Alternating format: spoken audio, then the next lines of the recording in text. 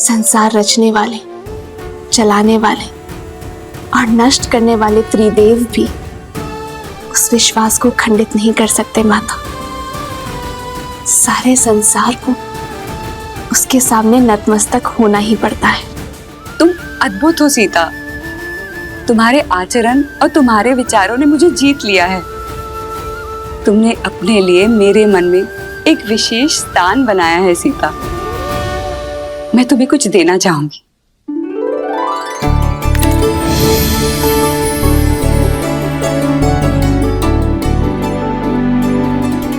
ये दिव्य आभूषण लो सीता। ये मैंने स्वयं देवताओं से प्राप्त किए हैं। नहीं माता, मैं कैसे? माता बोलकर माँ की दी हुई भेंट अस्वीकार कैसे कर सकती हो? माता पिता के दी हुए आभूषण भविष्य में संकट आने पर पुत्री का सहारा बन सकते हैं। ये भविष्य में आने वाले संकट में तुम्हारी सहायता करेंगे सीता।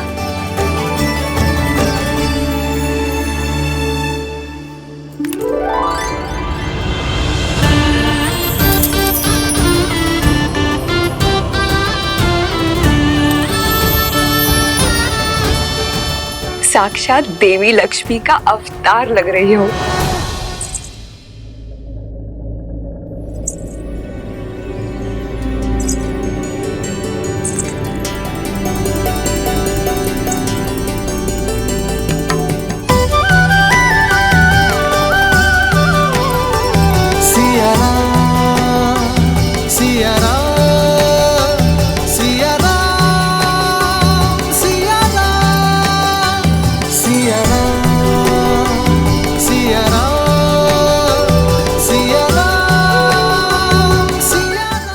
का आग्रह था तो? आग्रह नहीं, प्रेम। माता के घर से कहीं कोई पुत्री खाली हाथ जा सकती है? राम, पुत्री ने माता की आग्रह मानी राम। अब तुम मेरी आग्रह मानो। सीता को दंडकारण्य जैसे भयावह स्थान पर मत ले जाओ। ये उनके लिए सुरक्षित नहीं है। आर्य, मेरी दृष्टि में आपका भय अनुचित है। मैंने स्वयं सीता का तेज और संकल्प देखा है। जिस यात्रा पर ये दोनों जा रहे हैं, वहां सीता को राम की सुरक्षा की नहीं, परंतु राम को सीता के साथ और संकल्प की आवश्यकता है। राम के शौर्य और सीता के पतिव्रता धर्म के साथ ये कोई भी संकट पार कर सकते हैं।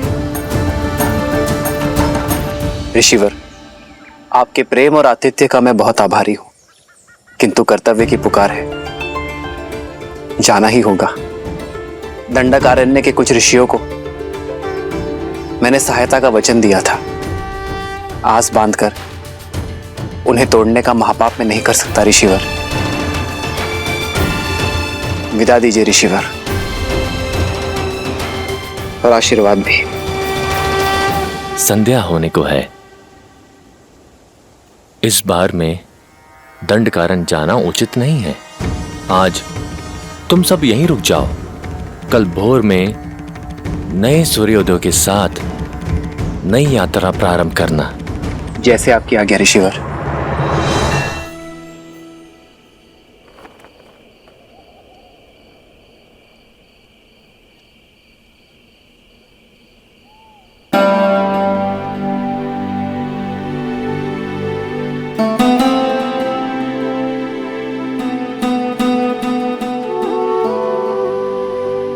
आज मेरी सीता कहीं खो गई थी।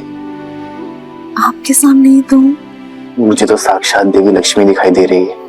इतनी अद्भुत उपमा मत दीजिए आर्य। मैं केवल सीता हूं, अपने वनवासी राम की साधारण पत्नी। तुम्हारी यही असाधारणता, तुम्हारा समर्पण तुम्हें असाधारण से परे बनाते हैं सीता। पवित्रता और सौंदर्य का संगम हो तुम। सच में तुम्हें पाना मेरा सौभाग्य है सीता।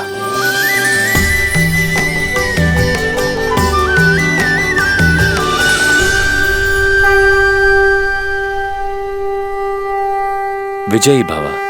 आयुष्मान भव। राम, एक माता की ये सीख स्मरण रखना, लक्ष्य जितना बड़ा हो मार्ग उतना ही कठिन होता है।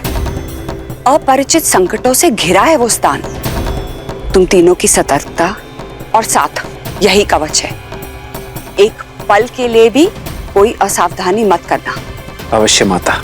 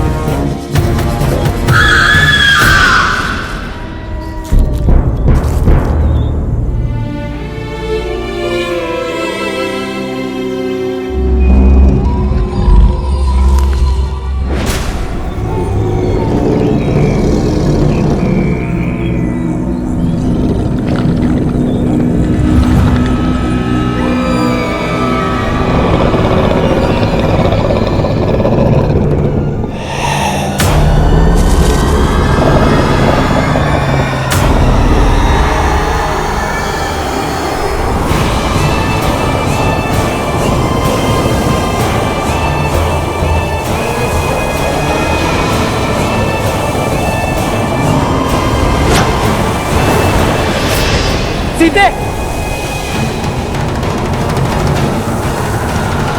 भैया, ये कैसा मायावी बवंडर है?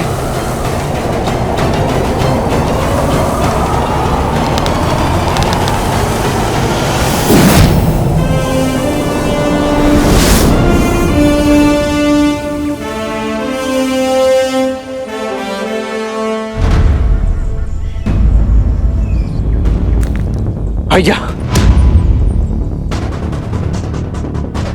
वो देखिए।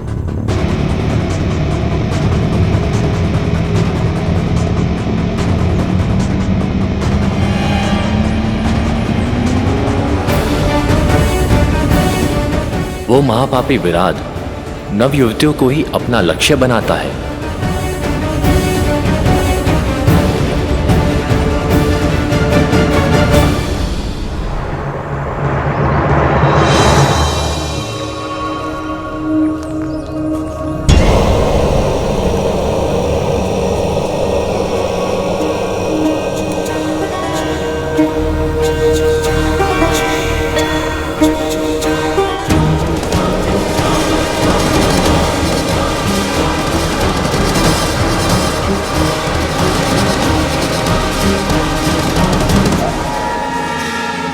घर की सेना के अंग विराट के आतंक से संपूर्ण दंडकारण्य दूषित है।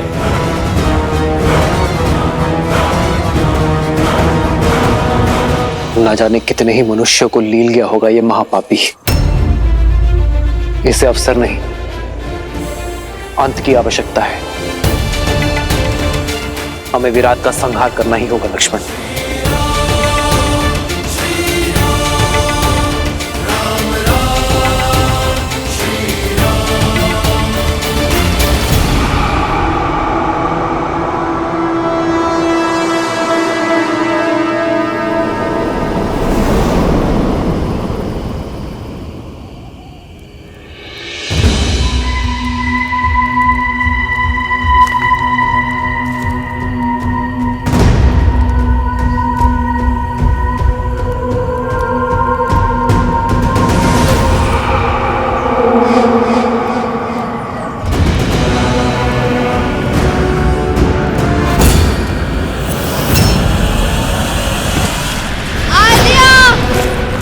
सीते, श्री राम, भैया लक्ष्मण रक्षा कीजिए।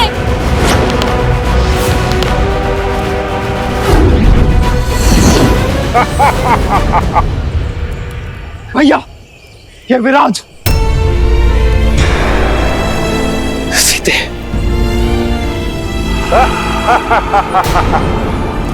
आद्या, भैया लक्ष्मण रक्षा कीजिए।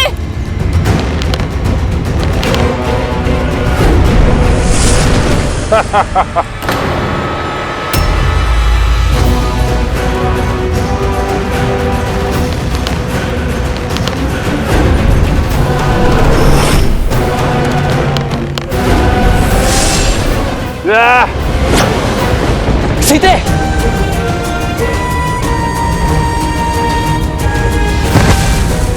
सीते,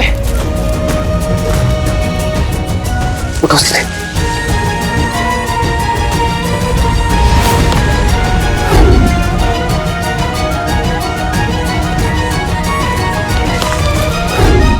भैया इस पर हमारे बाणों का कोई प्रभाव नहीं हो रहा है। मेरे आहार के बीच बाधा बनने आए हो? पहले तुम्हारा अंत होगा।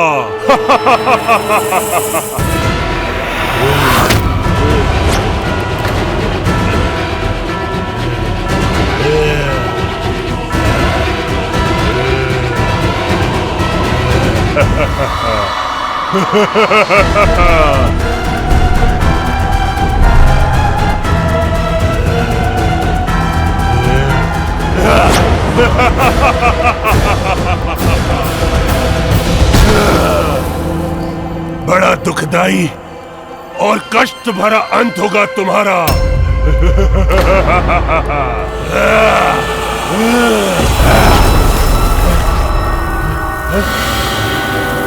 भैया इस दुष्ट पर तो हमारे समस्त शस्त्र प्रभावहीन है। अब हम करें तो करें क्या? एक वीर का सबसे बड़ा शस्त्र स्वयं उसका बल होता है लक्ष्मण।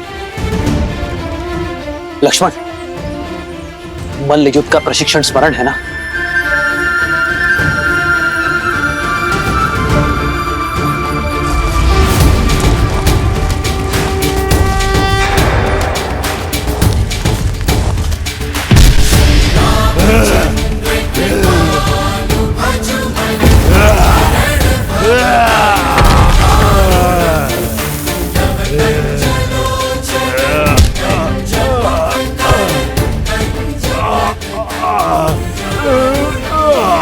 मैं ऐसे नहीं मरूंगा।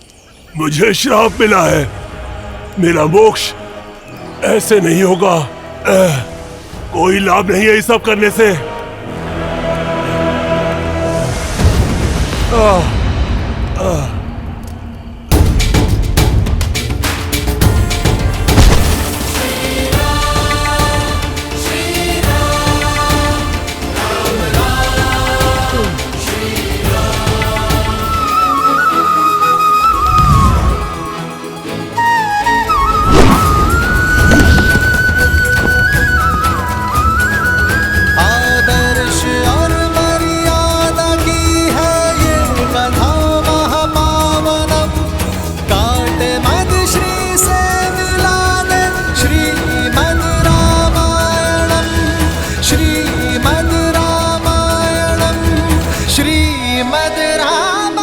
अब धन्य है मर्यादा पुरुषोत्तम राम, आपने मुझे मुक्त कर दिया।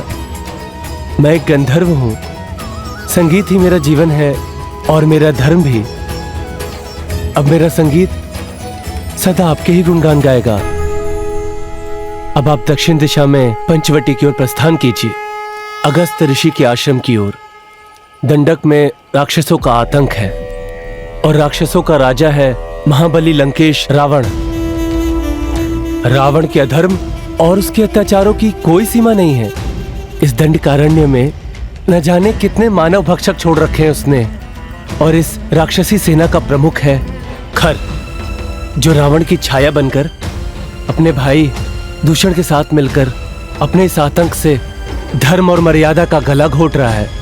अधर्म और पाप के इस जाल से बचने के लिए, धर्म और पुण्य की स्थापना के लिए प्रभु आपको ऋषि सरभंगा के मार्गदर्शन की आवश्यकता है। वही आपको ऋषि अगस्त्य तक पहुंचाएंगे। केवल ऋषि अगस्त्य ही हैं जो राक्षस राज और उनके अंत के ज्ञाता हैं। शीघ्र जाइए राम, ऋषि सरभंगा के जीवन की डोर को आपके दर्शनों की आस ने ही थाम रखा है। फिर तो हमें इसी क्षण निकलना होगा।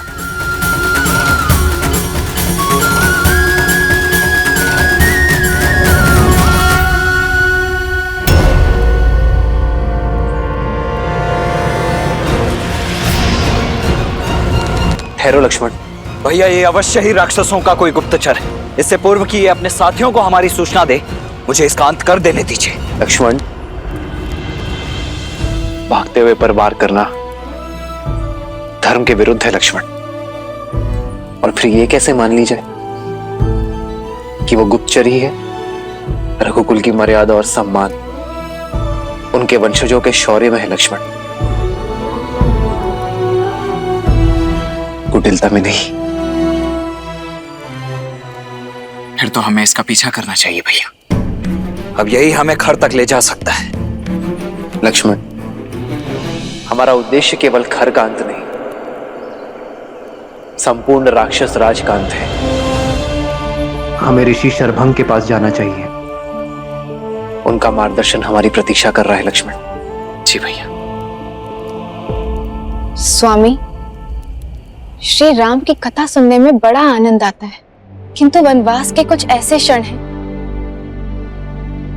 जो मुझे आहत कर देते हैं। मैं समझता हूं देवी, परंतु वृक्ष की छाया के सुख का आभास तभी होता है जब व्यक्ति कड़ी धूप में अपने तन को बहुत देर तक जलाए।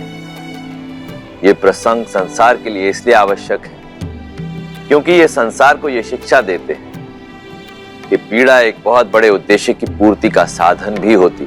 बात आपकी उचित है, किंतु मोक्ष के बाद विराट ने जिन संकटों के बारे में कहा था वो क्या है?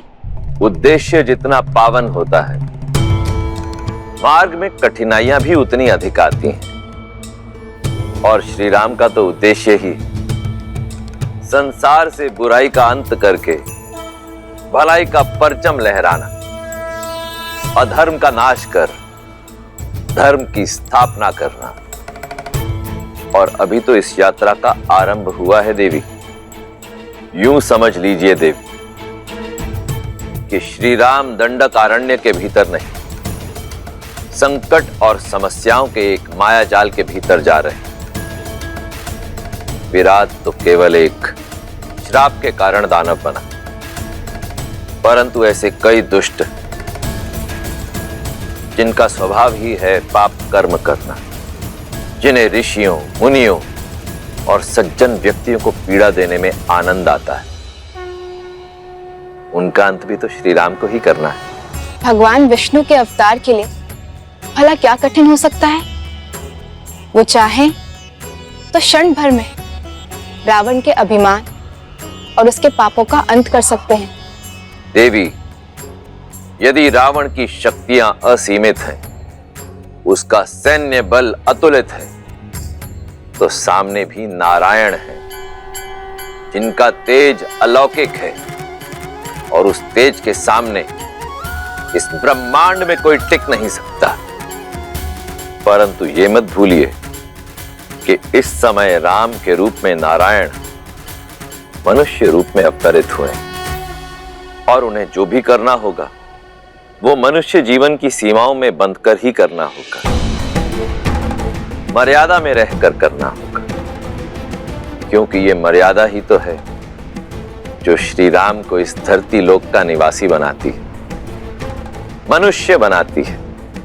वो मनुष्य जिसे पीड़ा भी होगी, जिसे कठिनाइयों का सामना भी करना होगा, जिसके शत्रु भी बनेंगे।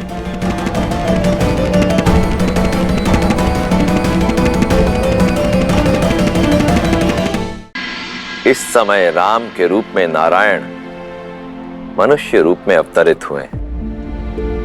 वो मनुष्य जिसे पीड़ा भी होगी, जिसे कठिनाइयों का सामना भी करना होगा, जिसके शत्रु भी बनेंगे, और समय आने पर उन शत्रुओं से निपटने के लिए मित्रों की सहायता की आवश्यकता भी पड़ेगी।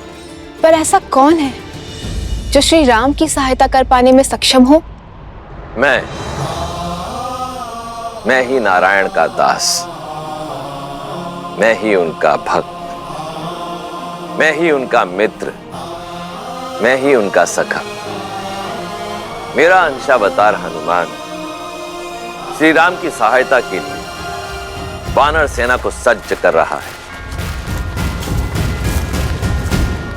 अपने गुरु सूर्य के मार्गदर्शन, उनका नेतृत्व करने के लिए सज्ज हो रहा है। उन्हें केवल युद्ध कौशल और रणनीति का पाठ ही नहीं पढ़ा रहा, अपितु आध्यात्म और अनुशासन की शिक्षा भी दे रहा है। परंतु ये तो स्वयं हनुमान भी नहीं जानता कि किष्किंधा पर कितना गहरा संकट आने वाला है।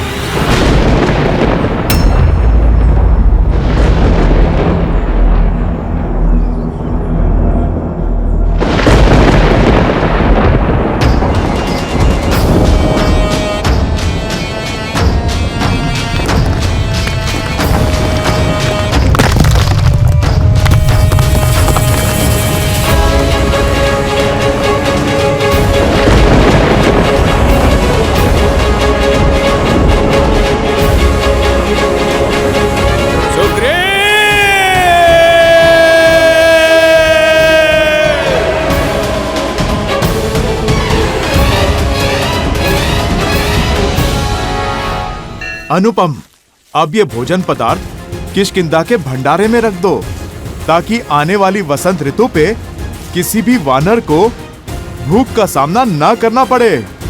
चलो दल, जल्दी चलो। अद्भुत हनुमान।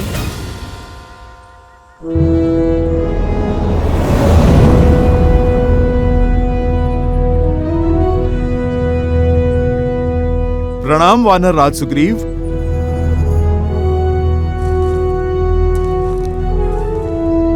सेनापति हनुमान, अद्भुत है आपकी सूझबूझ और धन्य है हम कि हमें आपके जैसा सेनापति मिला। आपकी सूझबूझ के कारण हमें नया जीवन दान मिला।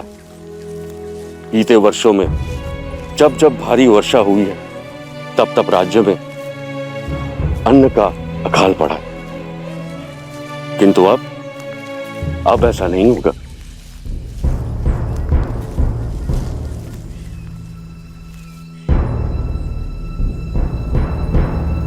नदी का जल बहुत ही बढ़ा हुआ है। उस पार जाने के लिए जल का स्तर कम हो, उसकी प्रतीक्षा करनी होगी। महाराज सुग्रीव, जो निराशावादी होते हैं वो परिस्थिति अनुकूल होने की प्रतीक्षा करते हैं। जो कर्म पे विश्वास करते हैं वो परिस्थितियों को अनुकूल कर लेते हैं। नल, नील,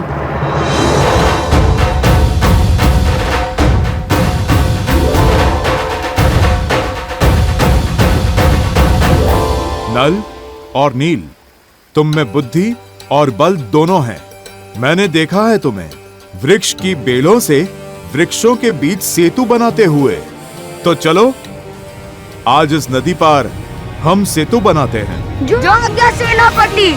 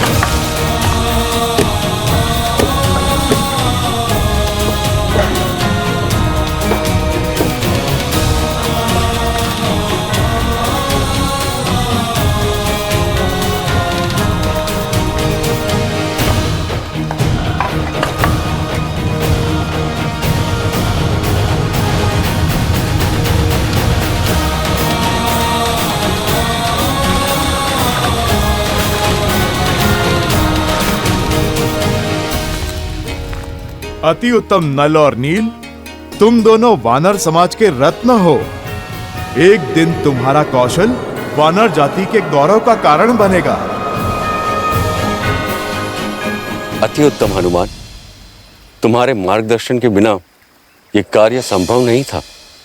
नहीं महाराज, जिनकी बुद्धि उन्हीं का श्रेय, जिनकी योग्यता है गुण तो उन्हीं को मिलना चाहिए। ये तो नल नील की उपलब्धि है, उन्हीं का परिश्रम है और उन्हीं का श्रेय। नेत्र ही हृदय का प्रतिबिंब होता है हनुमान। जितने ही स्वच्छ और सरल तुम्हारे नेत्र हैं, उतना ही स्वच्छ और कोमल तुम्हारा हृदय भी है। आपको सच में हमारा बनाया सेतु अच्छा लगा सेनापति? अवश्य, इसमें एक बड़ी अच्छाई भी है और एक कमी भी। जानते हैं कमी तो होगी, पहले प्रशंसा वाली बात बताइए ना। इससे अच्छा सेतु बनाना असंभव है। तो फिर बुराई क्या है? इसकी क्षमता। यदि कोई 100 गजों की शक्ति वाला वीर इस सेतु पे कूदे तो यह ध्वस्त हो जाएगा। तो फिर सेतु सुरक्षित है, क्योंकि इतने शक्तिशाली तो आप हैं, जिससे आपका बनवाया हुआ सेतु टूट जाए। अब शीघ्रता करो वीर, कुमार अंगद के अभिषेक की तैयारी भी तो करनी है। आप चिंता क्यों कर रहे हैं महाराज? जो तैयारियां हमने की हैं, आप चलकर तनिक उन्हें देख तो लें। मैं भूल क्यों जाता हूँ कि मेरे साथ हनुमान जी हैं। चलिए।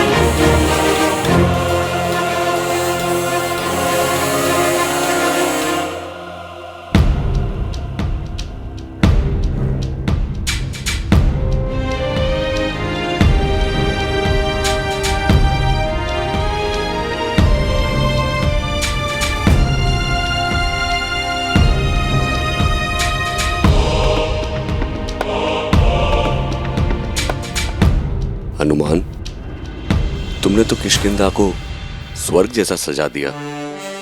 सब कुछ कितना सुंदर लग रहा है। स्वयं विश्वकर्मा भी इतनी सज्जा नहीं कर पाते। सुग्रीव!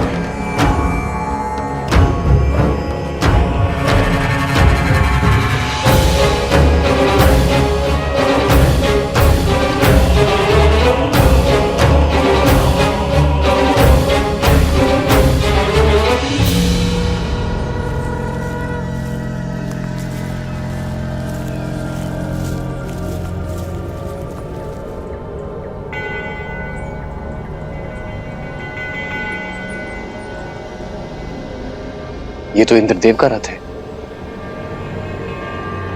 वो अवश्य ऋषि शरभंगा को लेने आए होंगे। हमें शीघ्र ही चलना चाहिए। ऋषि सरभंगा से मिलना इतना महत्वपूर्ण क्यों है श्री राम के लिए? श्री राम के जीवन की एक अत्यंत महत्वपूर्ण कड़ी है ऋषि शरभंगा, जो वन में अपनी सांसों की डोर थामे श्री राम की प्रतीक्षा कर रहे हैं, ताकि उनसे भेंट होने पर उन्हें ऋषि अगस्त्य तक पहुंचाकर अपना कर्तव्य निभा सके। अद्भुत है ऋषि शरभंगा की कर्तव्य परायणता, जहां वो अपना कर्तव्य निभाने के लिए स्वयं देवराज इंद्र के स्वर्ग आने की मनुहार को भी कई बार ठुकरा चुके हैं।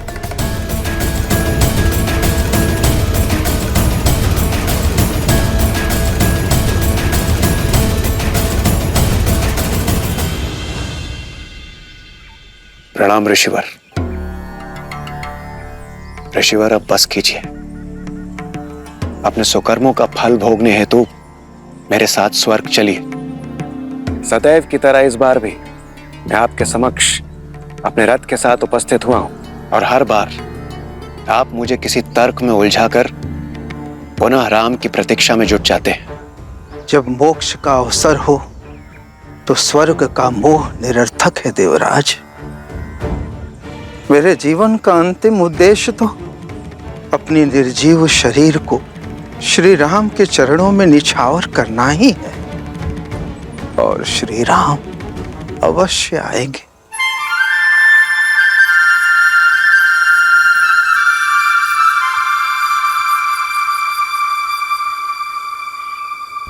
उचित है ऋषिवर, किंतु इस बार मैं रिक्त हाथों से नहीं जाऊंगा।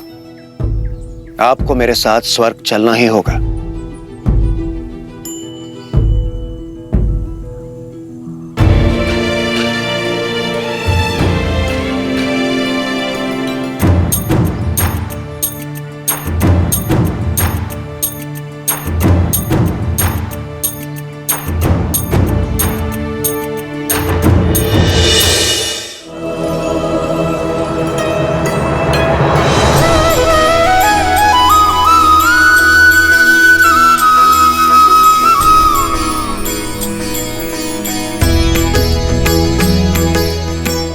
प्रणाम ऋषिवर।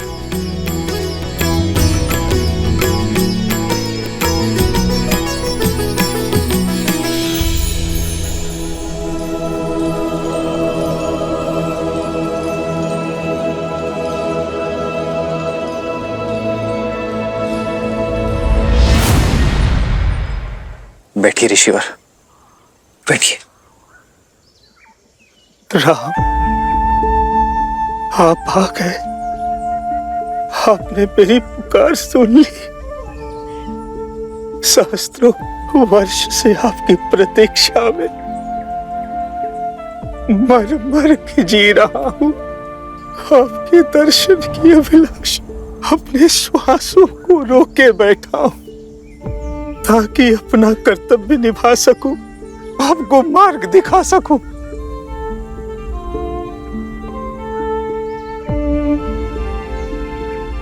कर्तव्य के लिए आपका संघर्ष हमारे लिए प्रेरणा है ऋषिवर।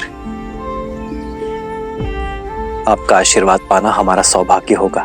मृत्यु पाने से पहले आपके मार्गदर्शन का दायित्व मिला था, अब जिसे निभाकर शांति से मर सकता हूं। राम, अपने कर्तव्य, अपने उद्देश्य की पूर्ति के लिए आपको ऋषि अगस्त से मिलना होगा, किंतु उनसे मिलना इतना सरल नहीं। वो दंडकारण्य में किसी गुप्त स्थान पर रहते हैं, इस जग से, इस हिंसा से दूर। उनकी खोज के लिए सर्वप्रथम उस वृक्ष को खोजना होगा जिसका मुख मनुष्य जैसा है। वही उनका मार्ग बताएगा। ऋषि अगस्त्य वो दीप है जो रावण और उसके सेनापति घर के अंधकार को समाप्त करने का मार्ग प्रज्वलित कर सकते हैं। अब मुझे अपनी गोद में सर रखकर मोक्ष दीजिए प्रभु, मोक्ष दीजिए। बहुत थक चुका हूं।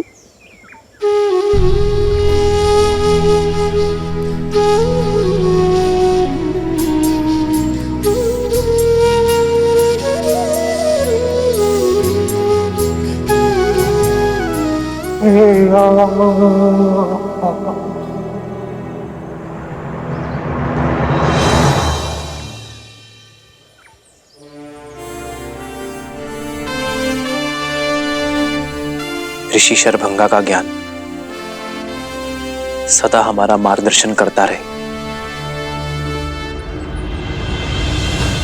चलो लक्ष्मण, इनके अंतिम संस्कार की तैयारी करते हैं।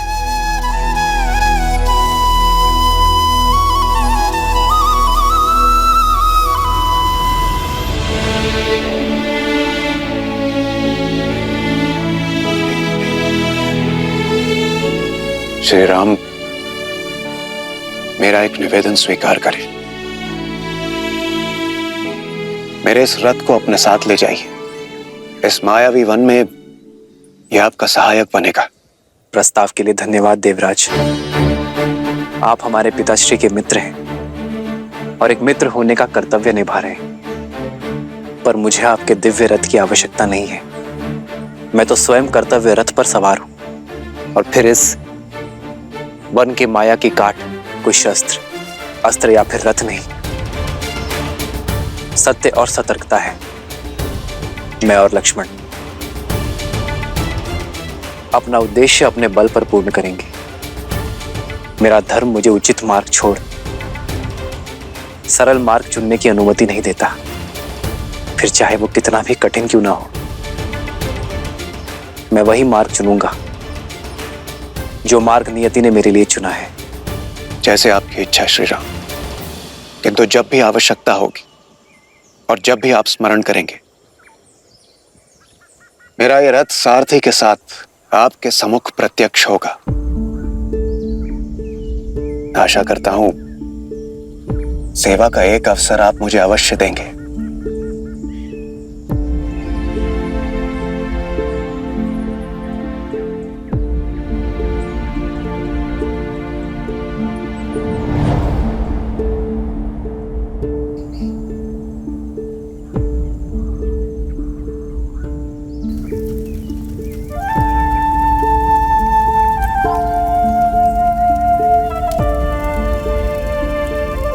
श्री राम, आपके जाने से पूर्व आपको कुछ दिखाना चाहता हूं।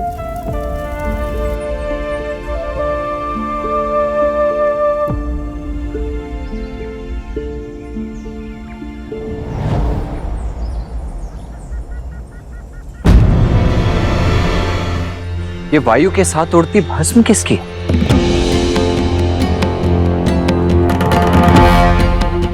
आइए आप स्वयं देख लीजिए।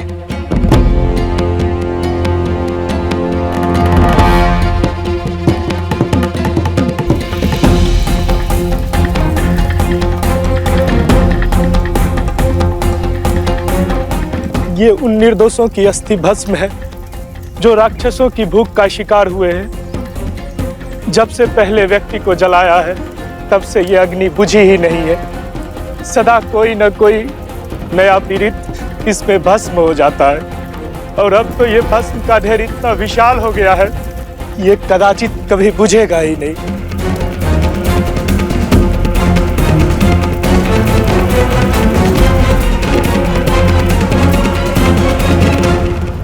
वचन है दशरथ नंदन राम का, इस वन को खर के प्रकोप से मुक्त करूंगा। इस वन में बसने वाले हर एक राक्षस का संहार करूंगा। दंडकारण्य में धर्म और शांति स्थापित करूंगा।